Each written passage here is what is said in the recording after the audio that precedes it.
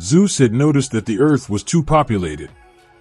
Initially, he wanted to destroy humanity with lightning and floods, but then, on the advice of Momo, the god of wits, he decided instead to advocate the marriage of Thetis and Peleus, thus sowing the seeds of the Trojan War, which would lead to the end of the reign of the heroes. There are also those who claim that Zeus saw in many warriors potential usurpers of the throne of the Olympian leaders. According to Greek mythology, Zeus had become king of the gods by dethroning Cronus, who in turn had taken the place of his father, Uranus. Given this, Zeus, who had many children from his many relationships with mortal women, was afraid of this and, in general, feared the entire category of demigods. All the gods were invited to Peleus and Thetis' wedding and brought many gifts. Except for Eris, goddess of discord, Hermes stopped her at the door on Zeus's orders. Offended, she threw her own gift out the door, a golden apple inscribed with the word Calyst, to the fairest. The apple was claimed by Hera, Athena, and Aphrodite. They argued bitterly over it, and none of the other gods dared to express a preference for one for fear of earning the enmity of the other two. Finally, Zeus ordered Hermes to lead the three goddesses to Paris, considered the most handsome man, a prince of Troy who, unaware of his lineage, was raised as a shepherd on Mount Ida because of a prophecy that he would be the downfall of Troy. In Jobs and Days, Hesiod distinguishes two different goddesses named Eris. So, after all, there was no single kind of discord, but there were two in the whole earth. Regarding the one, a person might praise them upon learning about them, but the other is reprehensible, and they are of a completely different nature. For evil war and battle are encouraged to be cruel, no one loves them, but by force, by the will of the immortal gods, men pay the heavy discord of their honor. But the other is the eldest sister of the dark night, Nyx, and the son of time, who sits high and dwells in the ether, has stretched his roots in the earth, and he is much kinder to men. He even makes the lazy work hard, for a man becomes eager to work when he considers his neighbor. A rich man hurries to plow and plant and puts his house in order, and neighbor competes with his neighbor to hurry after wealth. This discord is healthy for men.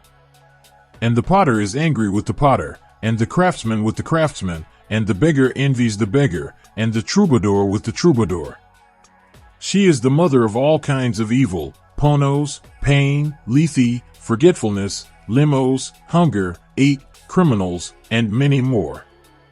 She also has a daughter, with the god of thunder, Zeus himself. Her mother is Nyx. Her siblings, Eris, are personifications, like Eris's, of several abominable things, such as Moros, doom, Thanatos, death, Moirai, fates, nemesis, Emenide, apate, deceit, and Geras, age. In battle, she never leaves the battlefield, even when the other gods do. She has a battle cry that is both powerful and terrible. In Homer's Iliad, Eris is called the sister of Ares. Eris, discord, insatiable in her furies, sister and companion of the murderer Ares, who at first appears small and then grows until his head touches the sky as he walks on earth. Then, hurling the discord, penetrating the crowd, amidst the deadly fight, she savaged everyone and accentuated the warrior's fervor. At the beginning of Book 11 of the Iliad, Zeus sent Eris to provoke the Achaeans. Eris plays a crucial role in an important myth.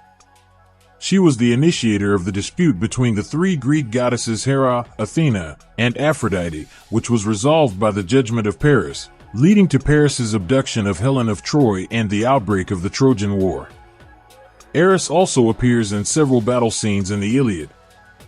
However, unlike Apollo, Athena, and some other Olympians, she neither participates in active combat nor takes sides in the war. Her role in the Iliad is that of the wooer of the armies, urging both armies to fight each other. In Book 4, she is one of the deities, along with Ares, Athena, Deimos, Terror, and Phobos, Rout, who urge the armies to fight, her head bowed at first but soon raised to heaven.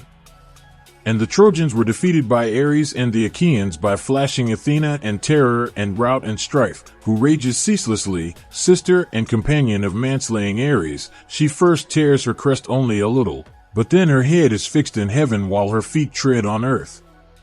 It was she who now threw the evil Strife into their midst as she passed through the crowd, which increased the groans of the people.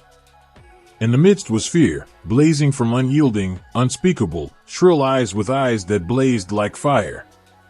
His mouth was full of white teeth, terrible, horrible, and across his grim brow flew the terrible Strife, intent on fighting the battle of the by-preparing men. She took away the spirit and feeling of all the men who waged open war against Zeus' son, Heracles.